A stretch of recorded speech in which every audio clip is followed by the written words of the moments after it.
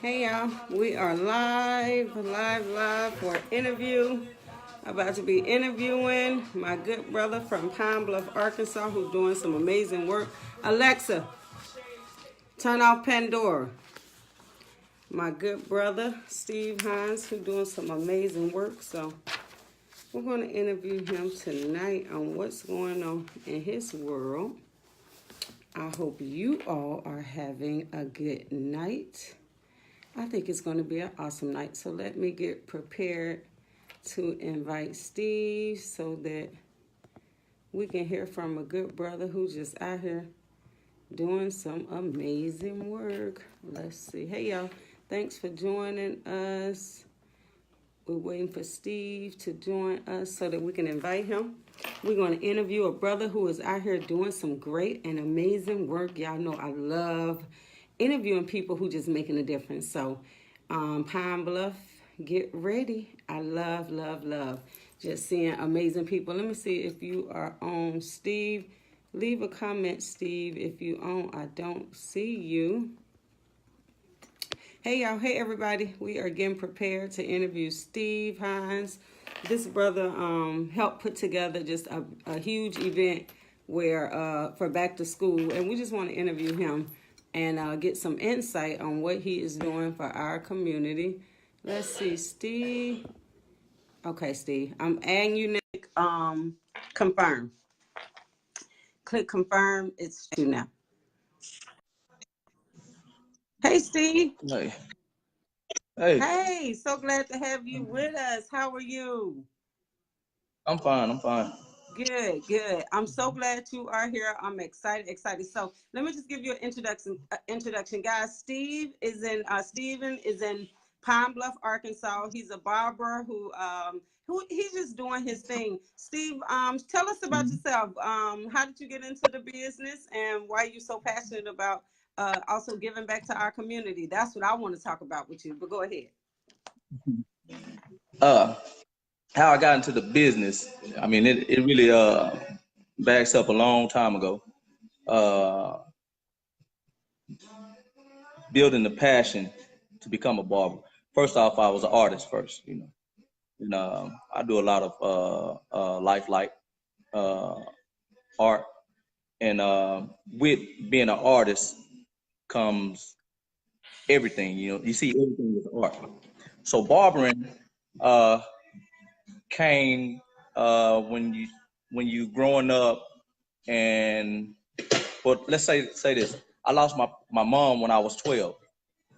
So with that said, I had to move in with my grandma, and a house full of kids. We didn't have the luxury of going to barbershops. So we would get haircuts from our cousins or wherever we can get haircuts from when we could get them. You know what I'm saying? So my grandma, she had to shop thrift, and she found some clippers, shopping thrift, and she brought these clippers, and she would say, "Steve, cut your own hair." Just so I'm looking at, okay, I don't mind. I mean, I don't mind trying that. So I started cutting my own hair, and I got better.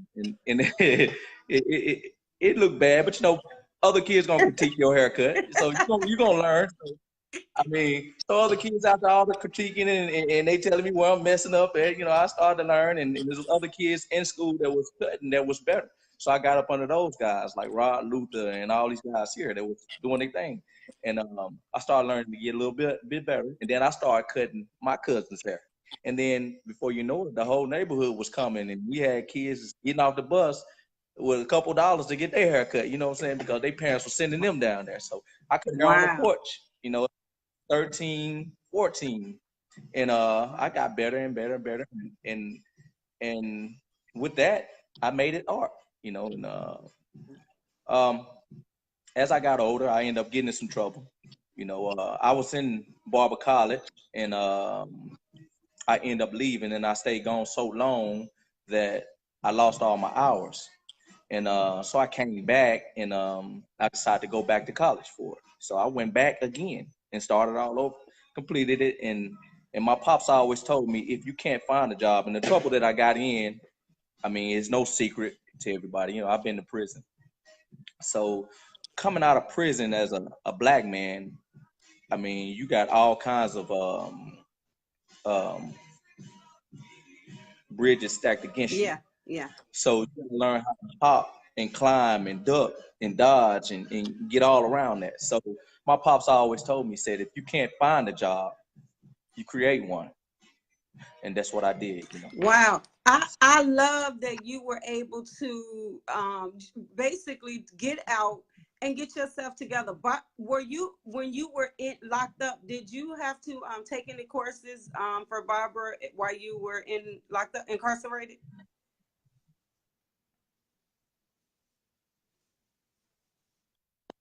Where I was at, they didn't offer that. And I mean, I took another course. I took electrical, industrial electricity, um, partial drafting. Um, I also taught art. I was an art instructor, so I did that for like 3 years also. And Wow. Wow. I didn't get a blessing to obtain my license while I was incarcerated. But you still That took, was you still took classes and you still educated yourself while you were incarcerated, which allowed you to get out and use the skills that you have now. I love what, as he said, talking about God's grace and mercy for our kings. It truly is true. I see a lot of people. I love what your dad told you. You know, that's a skill. I see a lot of people who are going to college, and we were talking about this discussion today. How important is it for kids to take up some type of skill like what you were taking up while you were incarcerated? well. It depends on the person. Are we talking about prison still, or are we talking about No, we're talking about just in general? in general. How, even if look how you were able to take up these skills while you were incarcerated. Let's say the average child today are what skills wouldn't that be important? Because you have the average kids today saying they just don't want to go to college. They're not even looking Yeah, at the skills you were just naming. I would say a skill is always better. Now, this is just my opinion.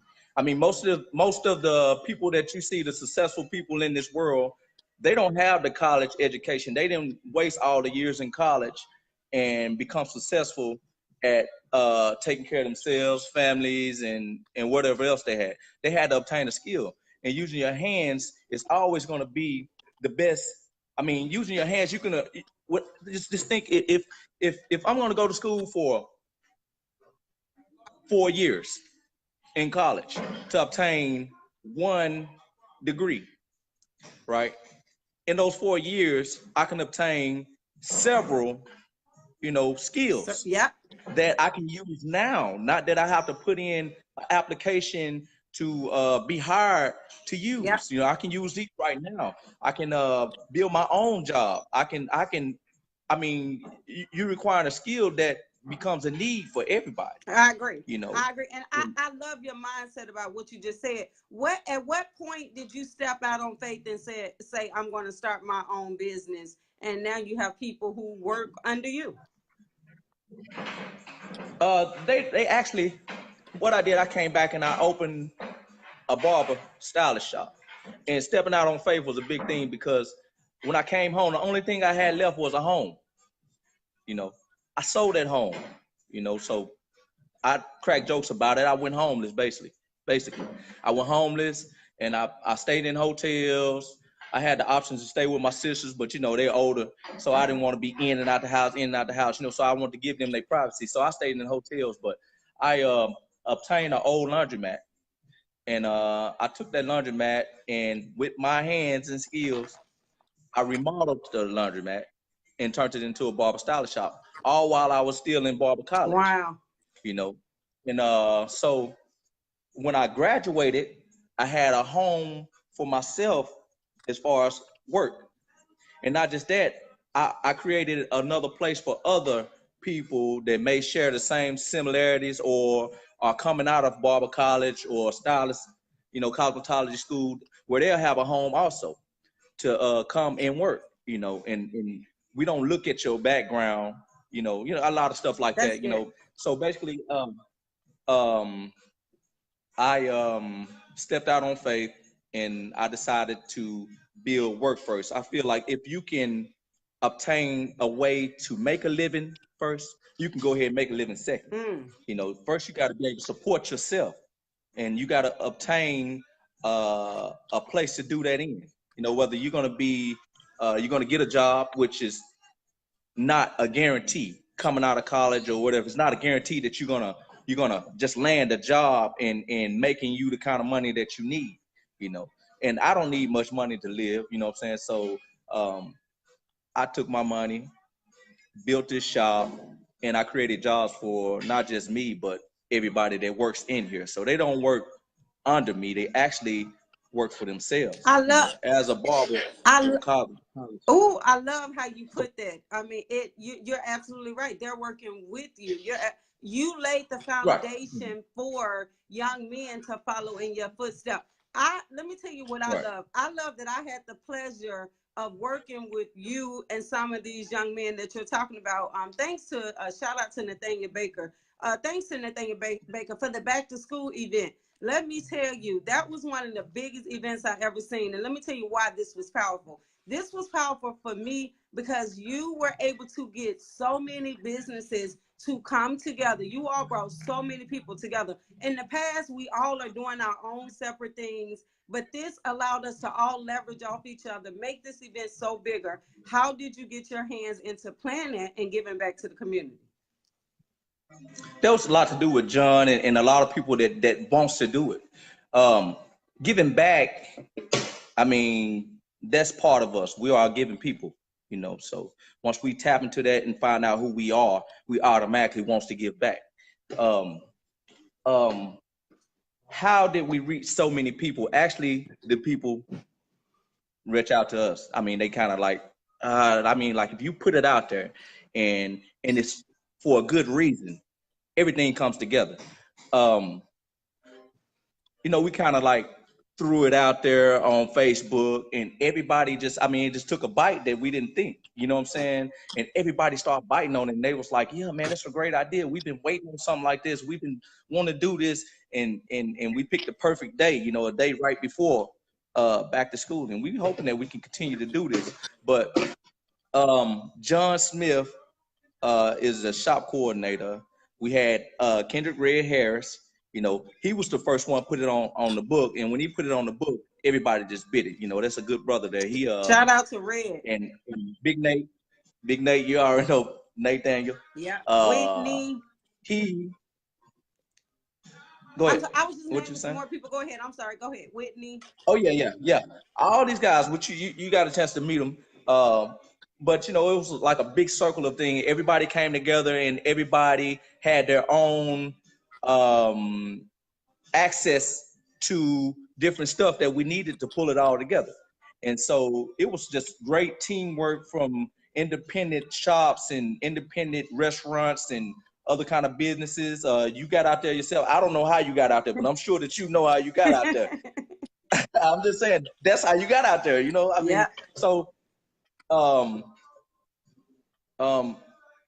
can't take the credit for doing that, because it was multiple people involved, and they all come together. It was beautiful. So I found out Nate, oh my God, I love seeing so many people connect so many people. This was so powerful. So I found out about it from Nate, and I'm like, well, I don't know what role I can play in. And I'm like, oh my God, let me interview everybody. Let me capture the coverage of this event.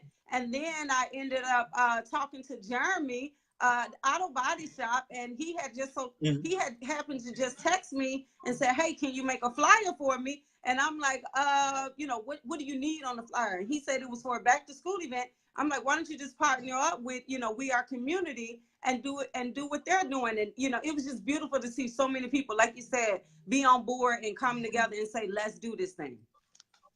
Mm-hmm. That's what's going to take to reach our community. I mean, I feel like we all have that duty in our community to reach back, because you already know what the neighborhood is being consumed of, and on every corner, every block. These people, and I'm not going to just say no names, but they know who they are. They're not giving back to our communities. We went to some of these places and we asked these people. You got to excuse me. We just got in the shop, so That's okay. it's kind of hot in That's here okay. till it cool off. But anyway, went to some of these people and we asked them to help us to donate. They take so much money out of the community, but these people don't even care about the community. But yet and still, they on every corner. So of course, we had to do it ourselves because we couldn't depend on them, and we still can't depend on them. So that's why it's so important for you already know who us to come together and do more stuff like save us. And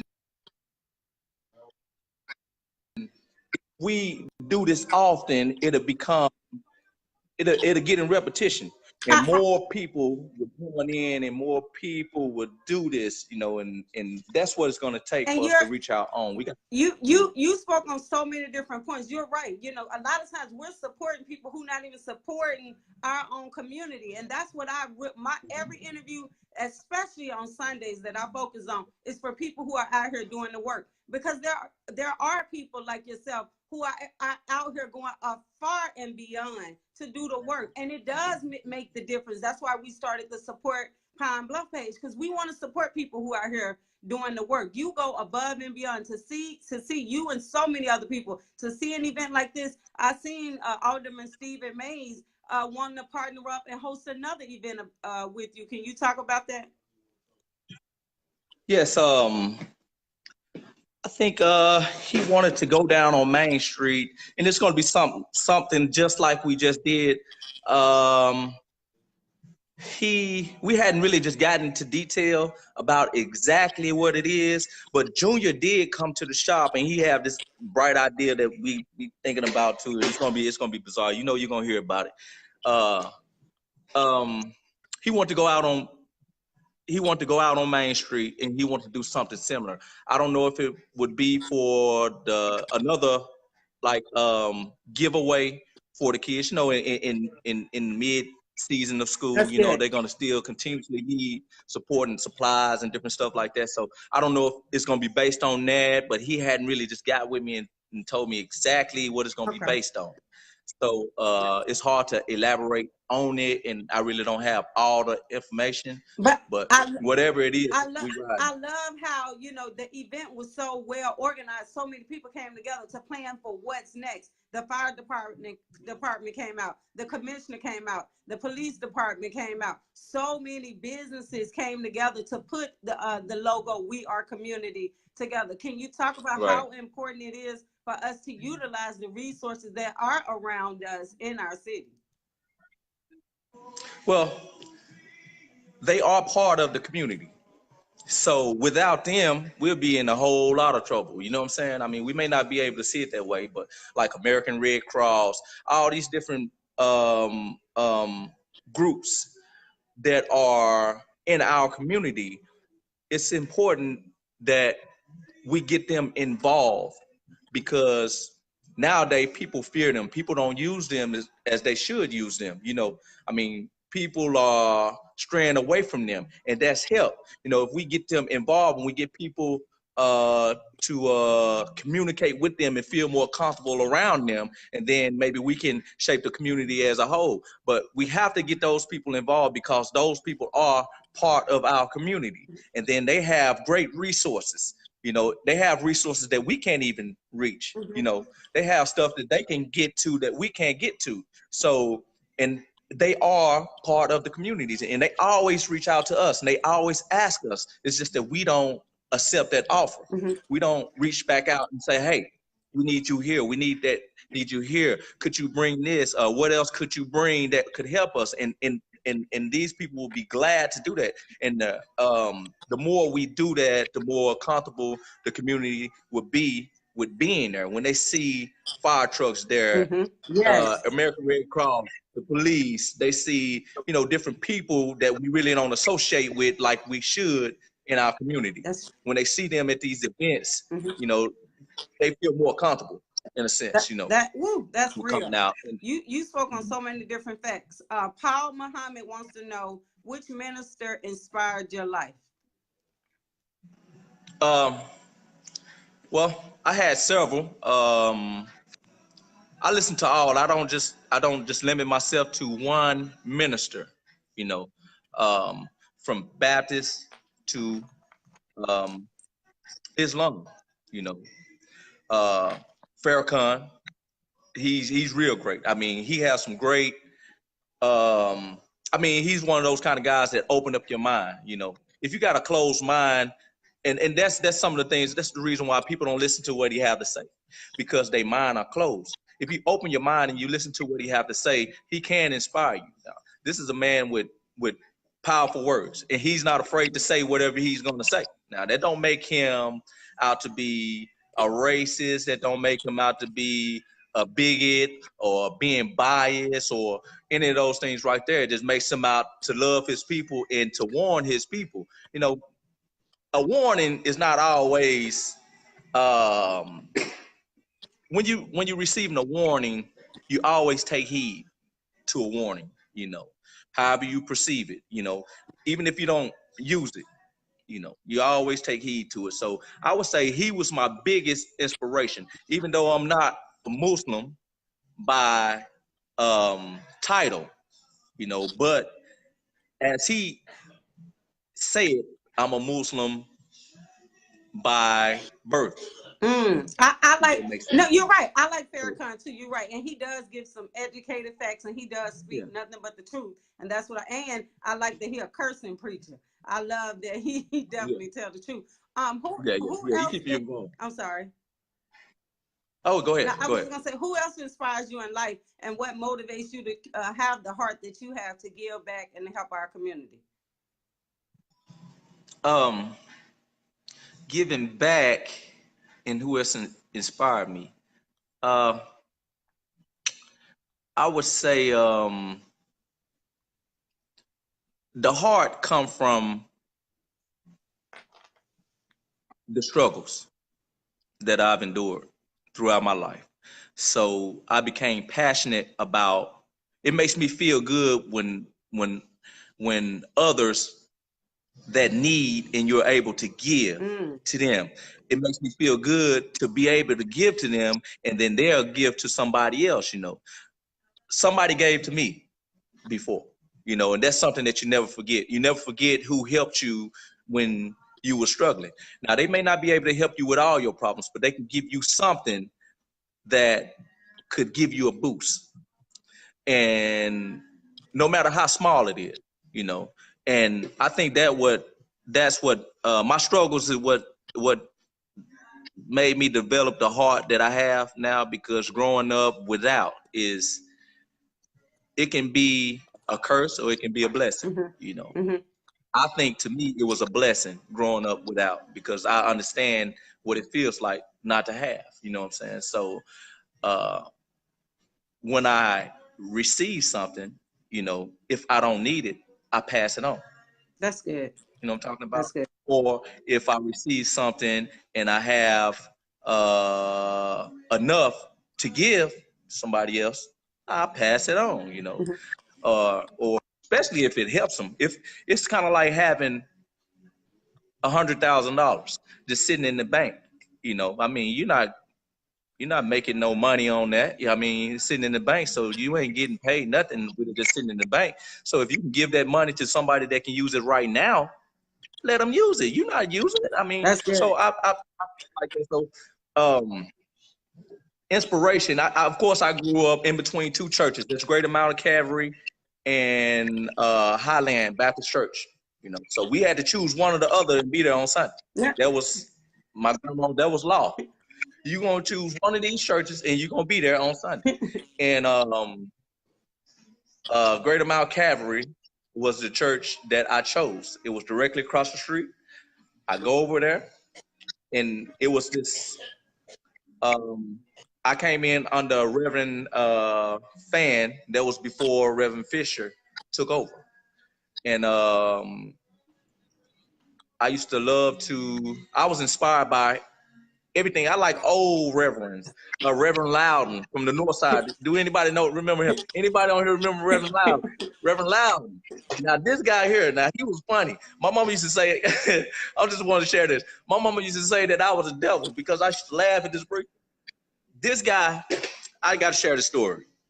And I don't know if y'all can see this, but this guy, can y'all see that? This dude right here. Uh-huh. Okay, he had a chair that he had like a little stage like this, right? Uh-huh. Can y'all see the stage? He had a stage like this that his podium was back here, and he would stand back here, and he had this chair that sit down on the bottom step. And of course, we was out here, and he was there. So he would stand behind this thing, and this guy was so powerful. Powerful. He was you ever heard of an antique preacher? He was one of those. And he used to holler so loud and his jaws would tremble. So we would laugh, and my mama used to make us sit right there next to her because she said that was the devil. You know what I'm saying? Wow. Because we laughing at him, but he funny. You know what I'm saying? I mean, we thought it was funny because his jaws be trembling. So we sit in the class, and I'm looking at my brother. I'm like, please don't make me laugh because I'm real goofy. So he would do a little sniggle like that, and that's all I needed. You know what I'm saying? And I get the pinch. But anyway, this guy would take that chair, and he would holler so loud, and then when he come down off that, he would kick that chair, boom, every time. And I swear, the chair would tilt all the way over like this. And we looking at this chair, and it was scary. It would never fall. It would fall right back. The Holy Spirit was on the chair. I don't know. Someone was holding that chair. We used to walk around that chair and see what he had under there. Like, man, nah, man, he kicked that chair kind of hard. So what he got propping there, holding that chair, strings or something though. But anyway, I love Reverend Loudon, Reverend Fan, Fisher, Tamara, and those are the Baptist preachers I came up under. Tamara, remember that, and Azzy too. Yes, Lord. And it does make a difference who you're being mentored. I love how you took the time to go over that, because it does matter who you're being mentored by. If you're around 4 positive people, you're the 5th positive. If you're around 3 broke people, you're the 4th broke. So you do have to watch who you're around. So I'm going to ask you a question, and I want to say this. My hope is that more people get out and come back to Pine Bluff and support what's going on. You have a lot of people who hear about the negativity and who hear about, somebody getting shot, but you never hear about all the positive people like yourself who are out here doing so many positive things. And there are so many people like you and so much positive that is outweighing the bad that you never get to hear about. That's the reason why we're there. My question to you, and I want you to do a tour for us in a minute, because we have a lot of people who are from out of town and they don't get to see what you're about to show us, a beautiful barbershop like yourself. My question to you is, what do you want for people in Pine Bluff to do or see, to do better in or see better in? I want to see more people get out and support more Black businesses. What do you want to see? I mean, of course, I'm riding with that too. I want to see that. I want to see us stepping out and becoming our own entrepreneurs, taking care of our own needs as a people, because we can do this too. I mean, we may have a lot more hurdles to hop, but we can help each other get over. If I'm on this side, why can't I pull you over on this side? So it's like, we need to look out for ourselves more, and we need to stop being afraid of our children, because our children are still our children.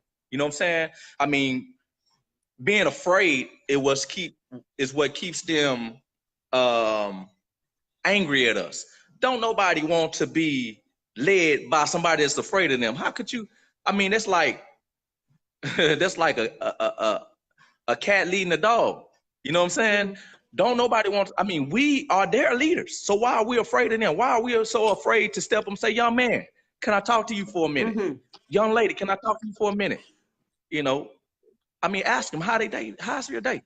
Sometimes it's little stuff like that could change their whole day. They may have it on their mind to hurt somebody that day, but maybe if you see them doing something that you think is expiring or growing to become something negative, maybe you step in and say, "Hey, young man, can I talk to you for a minute? Hey, how you doing, man? What's your name? Oh, man, what's up? What you like doing? What kind of sports you into?" Kind of get their mind off there for a while to let them know that I see you. You're not invisible. Yes, that's good. I'm not afraid of you. I'm not afraid to ask you how you're doing. What are you planning on doing with your life? What do you want to do with yourself? Are you a leader? Are you a follower? I mean, you can't be afraid of these kids, and that's what's going on. These kids know that we are afraid of them, and so of course they're gonna be bigger than we are now. So they're gonna show their mess. When I was a kid, we used to do stuff, and I want to say this. I want to see. Let's say this first. I want to see us get our kids. And when I say our kids, I don't mean your kid is your own. I mean your kid is my kid too. You know what I'm saying? Because what they see in your kid, they also see in me. You know, they don't just look at your kid. They see your kid out here doing something, and when they see me, they say, okay, he's part of that. Yeah. You know what I'm saying? Yeah. They don't just see your kid, they see me too. Yeah. So we are as one. You know what I'm saying? You're absolutely right. Nicole White said Pine Bluff has some positive points. Every cities have problems, but it also has some best things. Nicole, you're absolutely right. And that's what I love about Pine Bluff. There are so many positives that you never hear about. Paul said, I desire to have a national day of nonviolence where we all support, will you all support this call? Paul Muhammad, all you have to do to get a national day is contact Mayor Shirley Washington's office. You can call, you can go up there. It's called a proclamation. We just had one done under W. Burrow. We presented W. Burrow with one for August 4th during my panel discussion, Bridging the Gap Between Parents and Children. So all you have to do is call Shirley Mayor's office, let her know you want to get a proclamation. You can get it for anybody under somebody who's doing a lot of work out here, basically supporting, doing the work, and it'll become a national day under their name. August 4th, as of 2018, is W. Burrow's Day. And for that day, we would do something in Pine Bluff. So you can do that. Just go to the mayor's office. Jimmy said, we need a 21-day, Paul. That's how long it takes to form a habit. 21 day, it does, 3 weeks. To have Stevie Covey, 7 habits to form. I love it. I love this discussion. What do you read, Steve? I got 2 more questions for you. What do you read? I love reading. I'm kind of like a thug and a nerd at the same time. What do you be reading? I like to read books that I think have key messages in them. Like it's a book that was given to me. It's called Behold a Pale Horse. It's by William Cooper. Okay. You ever read that? Never heard of it. If you read that book, these are mind-opening books. Okay. You got to read books that open your mind to stuff that, I mean, in this book, it have, for instance, and not to just mess up your mind. Like I say, you still got to have an open mind. And this right here, these books don't change you from who you originally are, but it warns you and it makes you become more aware of what might be. You just don't look at everything in the same sense. Again, for instance, I read this book. This book was published in it was written in the 70s, published in the 80s. Oh, wow. William Cooper used to come on the radio all the time. And of course, he used to be a alcoholic. You froze up on us. Hey, everybody that's joining us. Yeah.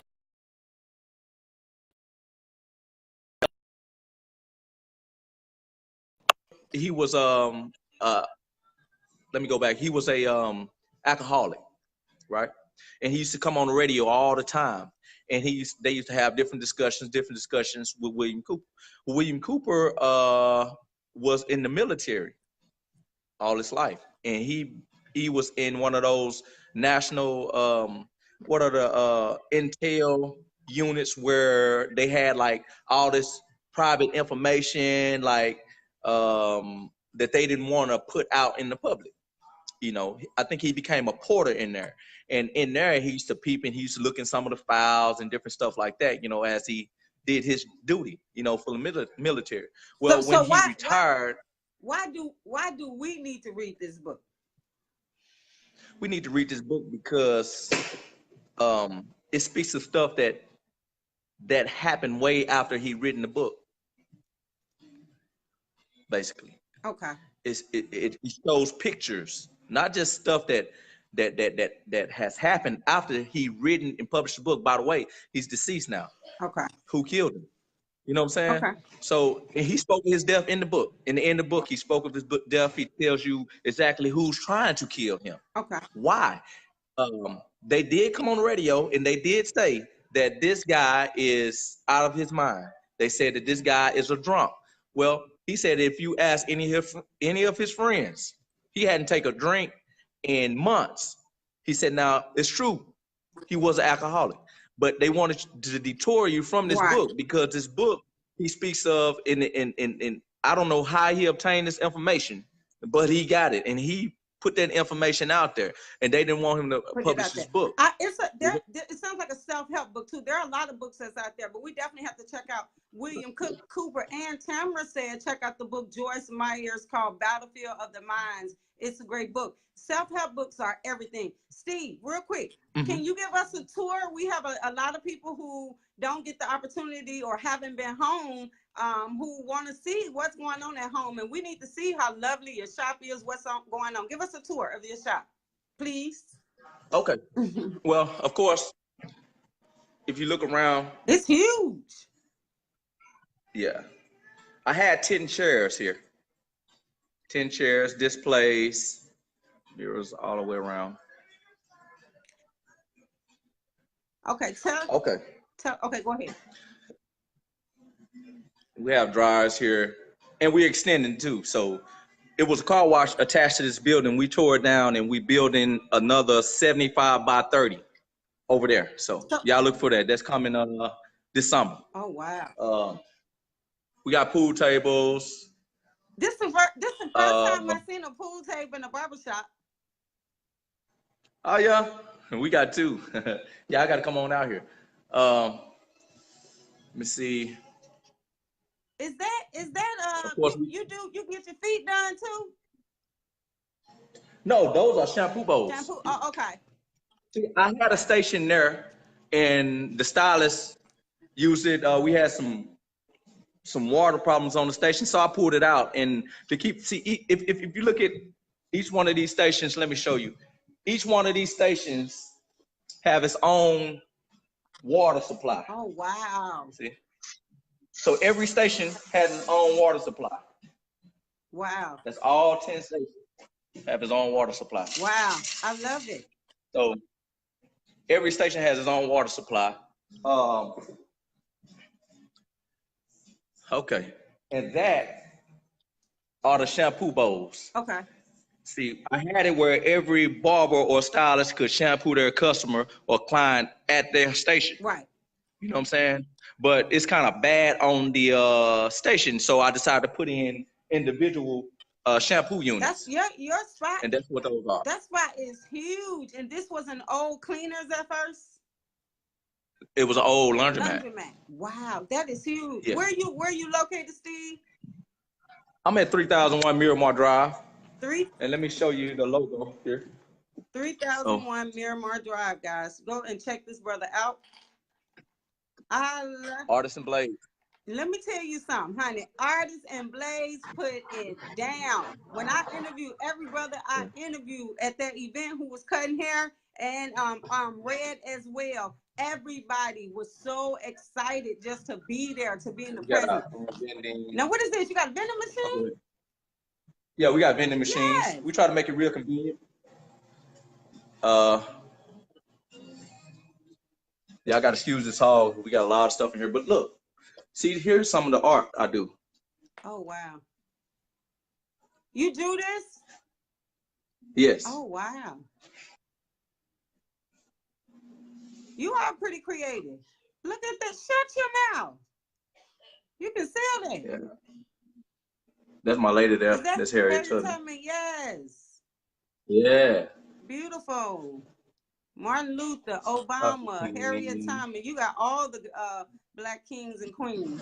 Marcus Garvey. Marcus Garvey? Yeah. Marcus Garvey. What you know about Marcus Garvey? Let me find, who is Rosa Parks. Marcus Garvey? Who don't know Marcus Garvey? What?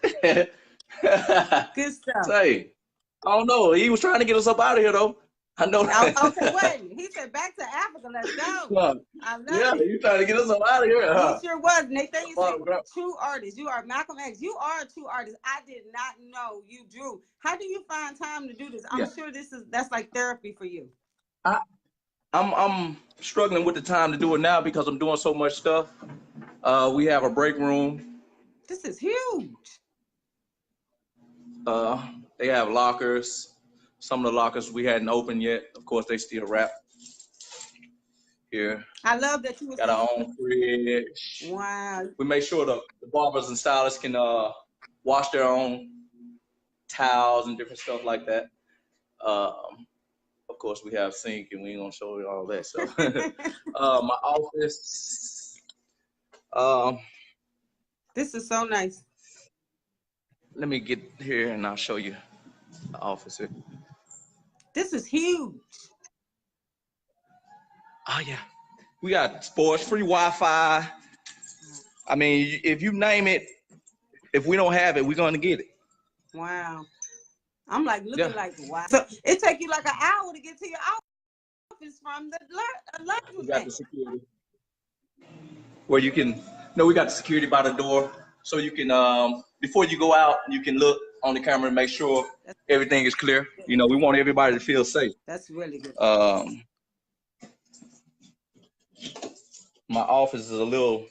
I use it as a storage, but we managed to get up in here and do some things. I love it. I love it. This is huge. All right, so we'll get it together in a minute. But see my trophy. Oh. Place. Hard work pay off. Oh yeah. Got everything. But wow. So this is the office. I use it as a storage because I got so much stuff like t-shirts, different apparel, different stuff from Artists and Blades. We got now we got our own cups. Of course, y'all got to come by. Y'all got to get you a sippy cup, you know, for your coffees and your hot cocos. How much are they? Those are cute. $5. Oh. Now this is what we do. We take these right here. We give them to a lot of our clients, but we take this stuff right here and we sell this stuff, and we take the money.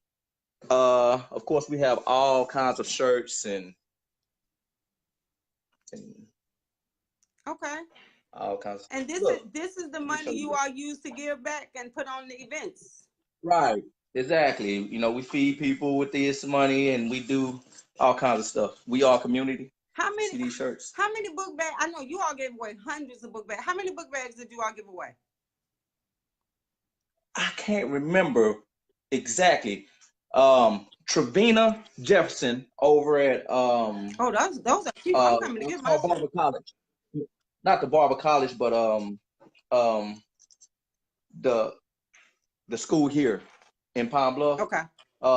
Tech. 300. The technical college here. Okay. Yeah, she did a lot of donations of the bags. Of course, we got all kinds of shirts. See this right here. This right here. Listen to these lyrics. It says, watch your thoughts before they become your words. Watch your words before they become your actions. Watch your actions before they become your habits. Watch your habits before they become your character. Watch your character before that becomes your destiny. Woo! So those shirts right there. Here we got all kinds of different stuff. Y'all got to come out here and y'all got to check it out. This stuff right here we use to sell, or we even give it away. Really, we don't be so much concerned about the money. You know, if we can give it to you, we will. And we just accept donations though. I love it. So it's not that we're selling it, it's that we use it for donations, because of course people would help you if you helping them. For being thoughtful, and we give a lot of this stuff away, of course. I love it. People just want the apparel and just want to represent for us. And we also have our own tags now, so this is something y'all can be on the lookout for. What's that? Oh, shut your mouth. Yeah. Those are nice plates. We want to follow the footsteps of a lot of the barber style shops. We plan on opening another shop, and of course, you know, we want to get like where we got Artists and Blades everywhere. Let me tell you something. Artists and We want our own plays. franchise. Shout out to y'all. Y'all are doing a thing. I have been talking to so many people like yourself who is inspiring me. I love hearing the word franchise because that means you're established enough, well enough that you can start something else somewhere else. That says so much. So Nathaniel tells me, which I have so much respect for him and what he's doing with What's Next Pine Bluff. What is your involvement with What's Next Pine Bluff? Well, what's next, Pine Bluff? What we do is we go out to the alternate schools where Nathaniel worked. Shout out to Nate. Nate, he calls us in, and they have a program that they run for all the kids. Of course, the alternate schools are trying to get all the kids that they separate from the other kids. They're trying to get them back into the public schools. Help them work on whatever they're dealing with, the issues they're dealing with at home. Give them counseling. They give them mentorship, somebody to talk to, stuff like that. Until they get back in public schools, and the goal is to get them all back into public schools, because once they get to alternate school, we already know what's the next thing for them. Alternate school is the school in between detention, the streets, detention, and the prisons. Mm-hmm. You know what I'm saying? That's the school that is keeping the kids that are a step from that. You know what I'm saying? So their thing is to reverse where they're headed. That's good. So that's what alternate school. So what we do as barber stylists, Nate invites us out to come out, speak with the kids. We always speaking with the kids and bring some positive things. We taught them how to tie neckties and different stuff like that. And you know, I mean, the grown people don't know how to tie neckties. Yes, I do. My daddy taught me when I was 7 years old. Yes, I do. Yeah. And we got some little girls that would show them how to tie a necktie. Yep. You know what I'm saying? Over at the alternate school. Yeah, right over there. So we go over there, and if their behavior, they have so many points that they got to meet. I don't know what the time frame it is that they have to meet these points. Well, when we come in, they can earn haircuts, eyebrow arches, and different stuff like that. So we go over to the school. Of course, we want their hygiene to look to par, because a lot of kids, if you give them a great haircut, they perform better, because they don't have that nagging child that sits over here that may be fortunate enough to come to school with a haircut to pick at them all day. You know what I'm saying? So if their haircut look just as nice as yours, what else you gonna talk about? You know what I'm saying? So of course, we try to provide that with the kids, and the kids, they look forward to us coming, because we always bringing something positive. We been where they are, you know what I'm saying? So, and we trying to get them to go backwards. Let's not go where they think that you're headed. You know what I'm saying? Let's go back over there and teach these other kids how to. Yeah. I shared with Nate. Once I met with Nate when I was down there, and I shared with him. I love seeing people like you and himself and so many other people doing this, because people don't know. But for our schools to thrive, it has to be community involvement and parent involvement. Mm-hmm. Schools need more community involvement. So I love that you are taking a leap of faith and you are putting your hands in the schools and mentoring these kids. Plus, your story is so huge. You've been incarcerated. You can stop so many kids, before going down that lane. I know Jihad and I talked about this week before last when I grew up with him. I'm amazed at what you're doing. I know here in Philly, there are so many community partners who support schools that I'm in shock at how many people don't support schools in Pine Bluff. I'm working with multi-millionaires who step up and say, here's $30,000 to take these kids on college tours. Not one, not two, not three, but four. Take all the fifth graders and up. Those are the people we need in the community who have the funding. If you got it, step up and take these kids in the 5th, 6th, and 7th, and 8th grade, because by the time they get to the 9th, the 10th, 11th grade, it's too late. Mm-hmm. So, and they remember. Yeah, I agree. Yeah, Nate said it's all about partnership. Polita said, I need to talk to you. Real quick before we close out, Steve, can you can you tell us one thing positive that you live by so that we can close out?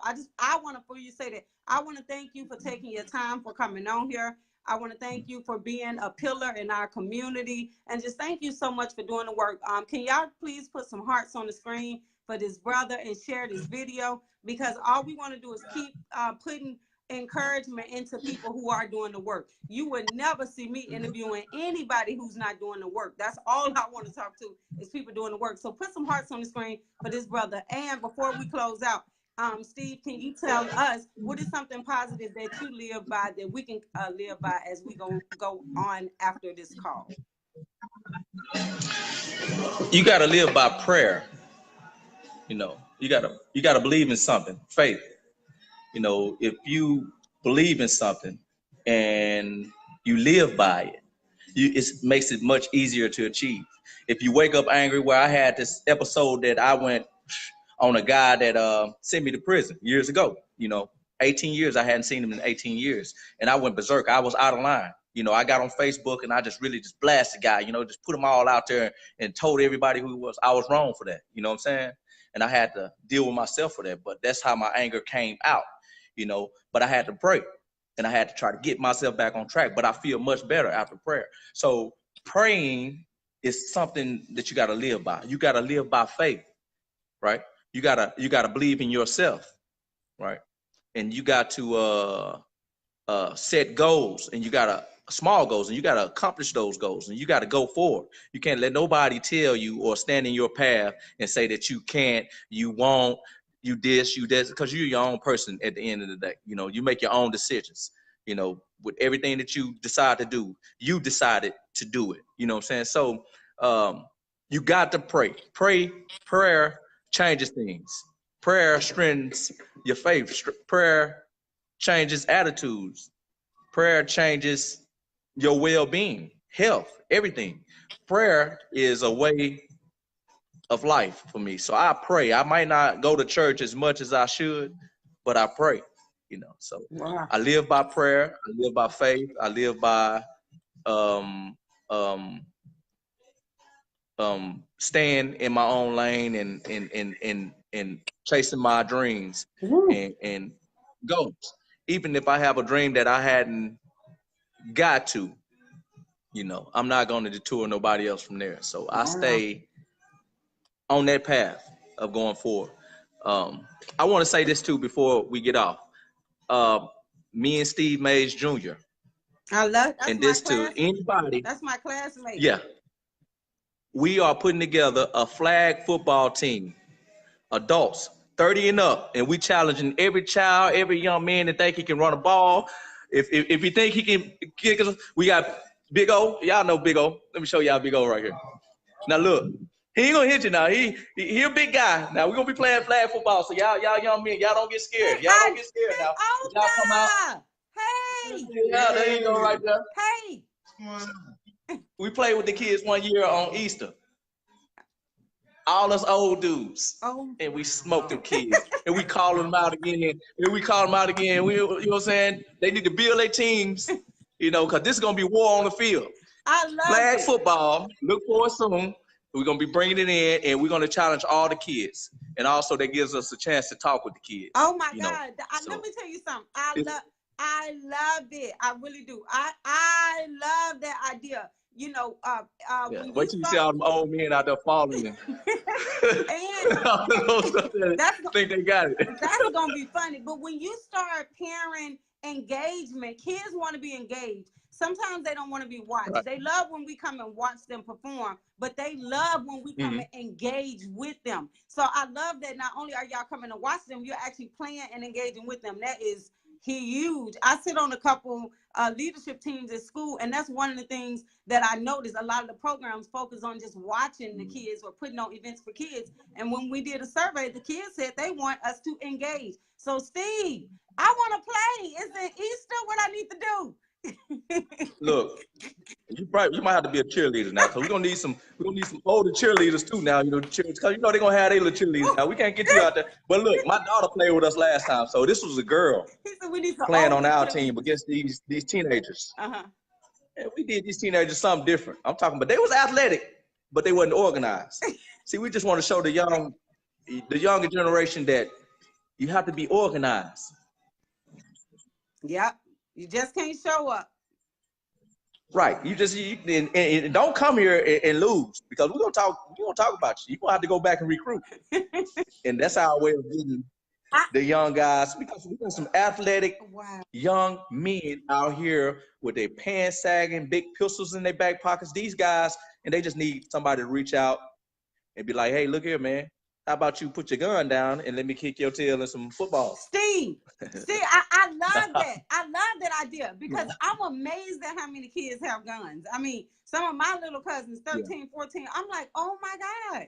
So I love this. This is a great idea. When is the meeting? Give us more information on it, or just share it with me, and I'll definitely post it. It's coming soon. You know, I'm gonna be hitting you up with it, and we're gonna get us a field. We had a lot of people that I mean, big people that's giving us some ideas of where we need to go. We're gonna be organizing our team. We may end up with more than one team because there's a lot of the old guys want to get out there and they want to show who they used to be way back in the 70s and all of those stuff there. You know what I'm saying? We're gonna have to have the ambulance, fire department. We're gonna have the EMT. We're gonna need all them. You know what I'm saying? We're gonna need all them out there because I'm gonna get out there too. I don't want to hurt myself. I won't try to get back up in here and do what I gotta do up in the shop now. But I'm gonna get out there too, and hopefully we can get some great mentors out there and speak with these kids. And after we beat them, because we're gonna win. We still got pride. Kids and lost pride. We still got our pride. We still got our pride. See, kids, they lost their pride. So we're gonna, after we beat them, because we refuse to lose. After we beat them, and then we're gonna allow them to split up the teams, and then maybe it's something that we can do every weekend. Wow. And this came about when we used to, you remember when we was kids, we used to travel from side to side. We come from the west side. There wasn't no east side, west side, all this whole argument stuff. Don't. We ain't gonna discuss that. You're right. It wasn't nothing like that. We would come from the west side with our team and go to the east side and play those kids. And they would come to the west side, and wasn't no such thing as you can't come to this side of town. I don't know how I grew to that. It just ignorant. It just got real wild. I hate it. I tell my kids and other kids all the time. I say the world is small, but it's a whole lot bigger than Pine Bluff. The world is small, but it's bigger than Pine Bluff. So you got to think bigger than the west side and think bigger than the east side. Don't limit yourself to a corner in a small city. It's true. No, it's true. That's why I tip my hats off to so many people who give in the city and so many people who are out of town that come back and just still represent, because that's what it's about. Just the people who move away, they're the biggest representation of the city. They can take some of those strategies that's working in those cities they moved away and start working to implement some of those things that are working in the bigger cities. So you're absolutely right. It does take so much more. It's definitely taking a lot of people to step up. Parents, people out of town, people in town. Honey, this football team is going to be the bomb. Keep me posted so we can get the word out and I can put it in my newsletter and invite some people to come out. Already. Okay, Steve. Whoo! Real quick before we leave, guys, do y'all have any questions before we close out with this good brother? You have gave us so much knowledge. You took us on a whole tour of your life with your background, how you're mentoring, how you're giving back, how you're pouring into so many. It makes a difference for brothers like you to really step up. And I truly appreciate, not only are you a father to your own kids, but you're a father to so many other kids in our community. So thank you so much for having the heart to just do that. Polita, Ms. Norris. Okay, I guess you can inbox me, Steve Hines on Facebook. Yep. How can people reach you? Yeah, go ahead, give your information. Yeah, Steve Hines on Facebook. You can hit me at the shop, 870-534-2817, or hit me on my cell, 501-563-2717. I also have an email, that's HINESS93@yahoo.com. So do I need to go over there? I said it too fast. One more time. Okay. At the shop, Artisan Blades, located 3001 Miramar Drive in Pine Bluff, Arkansas. Telephone number here is 870 area code 534-2817. My cell number is area code 501-563-2717. Is my cell number. And what else? My email is Hines, HINESS93@yahoo.com. Steve. Of course, you can hit me on Facebook direct, Steve Hines. I got a junior out there, but he should say junior. And this face right here, he look like me, but I'm a little bit older. He might look a little older than me though. Steve, real quick. No, that's fine. Real quick. What is Artist and Blaze doing for homecoming? Homecoming's coming up November, first week of November. Look, we're gonna be getting people ready. That's what we do. We get people ready. We sacrifice our fun time and free time to get people ready to go have them some fun time and free time. That's good. Guys, go out and support. So we're gonna be in the shop. Yes, go out and support this brother. He got mugs, he got t-shirts. Go out and support, whether it's to donate, to get your hair cut, to get your hair done, shampoo, wash. Go out and support a good brother. Guys, do me a favor and share this video. You know, our main purpose is just to make sure that people who don't get the opportunity to come home see that there are positive people like Steve who are out still doing the work. And there are so many great things going on. So please help us and continue to spread the positive love and the positive word that's going on in Pine Bluff. Steve, thank you so much. I can't wait to meet up with you. And God bless you and keep doing the work, okay? Already. All right. Thank y'all so much. Gwen, thank you so much. Right, y'all be easy. Yeah, y'all take care, everybody. All right. We'll see y'all next Sunday with our next guest. Be blessed. Thanks, Steve. All right. Okay.